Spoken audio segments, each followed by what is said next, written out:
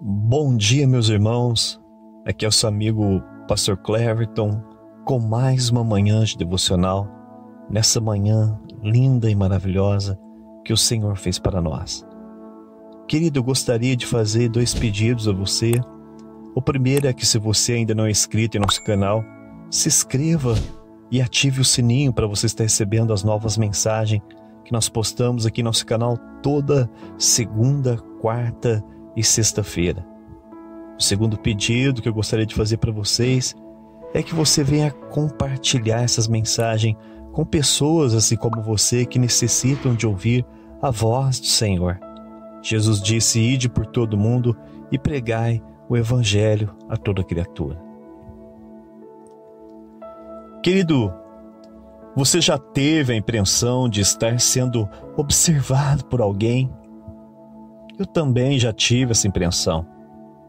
Mas hoje eu gostaria de lembrar vocês que realmente existe alguém poderoso que nos observa todos os dias, o dia todo. O seu nome é Jesus Cristo, o Filho do Deus vivo. No texto de hoje, veremos 2 grupos diferentes que estavam sendo observados por Jesus no templo.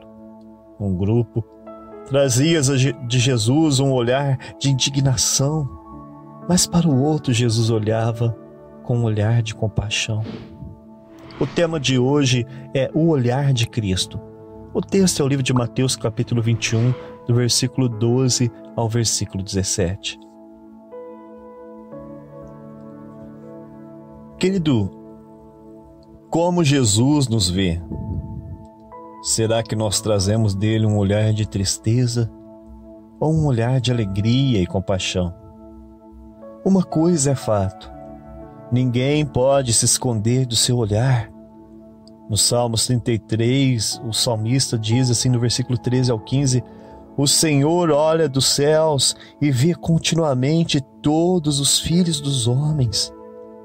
Do lugar da sua morada, ele observa todos os moradores da terra. Foi ele quem formou o coração de todos eles, e é ele quem contempla todas as suas obras e a intenção dos seus corações. Querido, no início do seu ministério público, Jesus expulsou o comércio das imediações do templo, como está registrado no Evangelho de João, capítulo 2. No entanto, no pátio exterior do templo surgiram novos abusos. Animais e aves que eram usados no sacrifício diário eram vendidos por preços exorbitantes.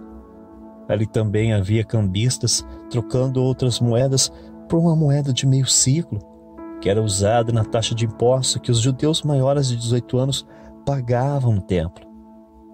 Mas aqueles homens, associados com os sacerdotes, cobravam taxas exorbitantes do povo. Então, é neste contexto que Jesus se apresenta no templo e vê aquele comércio na casa de Deus com muita indignação. Por isso, logo, ele, indignado, começou a expulsar do templo aqueles que lucravam com as atividades religiosas. Mateus 21:12 diz assim: e Jesus entrou no templo e expulsou todos os que ali vendiam e compravam. Derrubou as mesas dos cambistas e as cadeiras dos que vendiam, daqueles que vendiam pombas.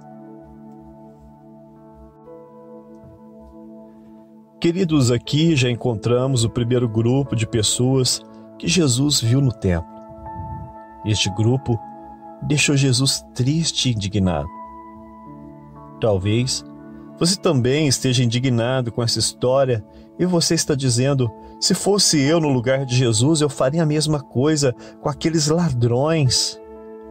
Mas, e se fôssemos nós, aqueles que Jesus contemplava suas obras no dia a dia e o deixava triste e indignado? Queridos, foi Jesus quem criou o nosso coração. É Ele quem contempla todas as nossas palavras e ações todos os dias da nossa vida. Ele é tão poderoso que conhece todas as nossas intenções por trás de cada ação. Talvez agora você diga: e agora? Eu estou perdido. O que devo fazer? Querido, a única coisa que o Senhor Jesus espera de nós é o reconhecimento de nossos erros e o desejo sincero de mudança. O rei Davi foi encontrado na Bíblia como o homem segundo o coração de Deus. Talvez você pense, mas Davi era um homem perfeito. Não, Davi não era perfeito. Não foi isto que levou o Senhor a reconhecê-lo como um homem segundo o coração de Deus, mas foi a sua sinceridade e devoção que atraiu a atenção do Senhor. Por exemplo, quando Davi cometeu adultério com Betseba e depois cometeu homicídio, matando Urias, o marido dela, então o profeta Natã foi visitar Davi e o Senhor contou a ele que tinha visto tudo o que ele tinha feito às escondidas. Então Davi chorou em arrependimento, começou um jejum e logo escreveu o Salmo 51, que é um salmo de confissão dos seus pecados ao Senhor. Veja comigo este Salmo 51 a partir do versículo 1. Salmo 51. Compadece de mim, ó Deus, segundo a tua bondade, e segundo a multidão das tuas misericórdias, apaga as minhas transgressões. Lava-me completamente da minha iniquidade e purifica-me do meu pecado. Pois eu conheço as minhas transgressões e o meu pecado está sempre diante de mim. Pequei contra ti somente, e fiz o que era mal aos teus olhos, de maneira que serás tido por justo no teu falar e puro no teu julgar. Versículo 10. Cria em mim, ó Deus, um coração puro e renova dentro de mim um espírito inabalável. Não me lances fora da tua presença, nem me retires o teu Espírito Santo. Restitui-me a alegria da tua salvação e me sustenta com espírito voluntário. Aqui, querido, nós encontramos Davi dizendo para Deus que os seus pecados sempre estavam descobertos e patentes diante dos teus olhos. Querido, quando Jesus contemplou as obras daqueles homens, Jesus citou a profecia de Isaías dizendo que o templo de Deus deveria ser reconhecido como a casa de oração e não como um covil de ladrões, uma casa de comércio. Mateus 21:13 diz assim: E disse Jesus, está escrito, a minha casa será chamada casa de oração, mas vocês estão fazendo dela um covil de ladrões. Aqui também aprendemos uma lição importante acerca da Igreja de Deus. A Igreja deveria ser reconhecida no mundo como a casa de Deus, casa de oração onde os necessitados vão em busca de ajuda e orientação. A Igreja deve ser um lugar de refúgio para todas as almas aflitas. Mas, infelizmente, contemplamos a mesma cena que Jesus viu naquele dia. Ainda existe nos dias de hoje alguns lugares onde são reconhecidas como casa de comércio. Há muitos líderes religiosos que usam a Bíblia e a igreja para se enriquecer. E por causa disso, essas igrejas geram escândalos no reino de Deus. Ao invés de atrair as pessoas, essas igrejas estão expulsando elas e gerando repulsa aos olhos da humanidade. Depois que Jesus purificou o templo, alguns cegos e paralíticos se aproximaram de Jesus no templo, e para esse segundo grupo, Jesus os contemplou com um olhar de compaixão e logo curou todos eles. Mateus 21:14 diz assim: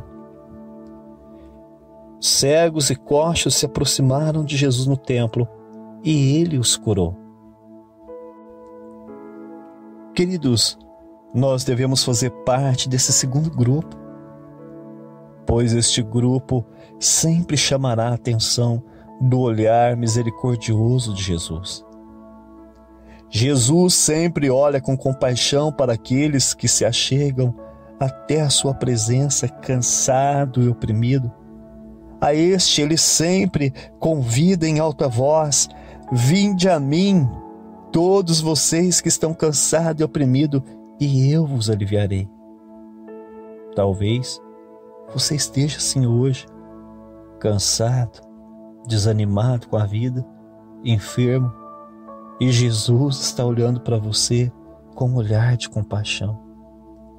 E se você fizer como aqueles enfermos no templo, se você clamar o seu nome pedindo a sua ajuda, com certeza Ele irá te curar e libertar de todo o mal.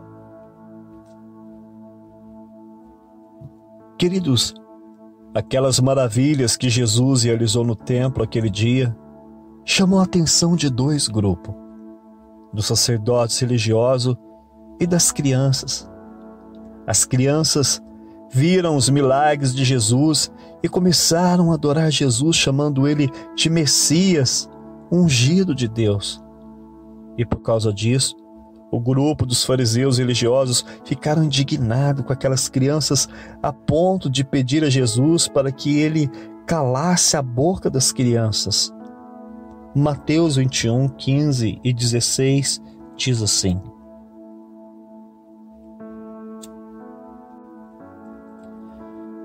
Mas quando os principais sacerdotes e os escribas viram as maravilhas que Jesus fazia, e as crianças que gritavam no templo, Hosana ao filho de Davi, eles ficaram indignados e perguntaram a Jesus: você está ouvindo o que eles estão dizendo?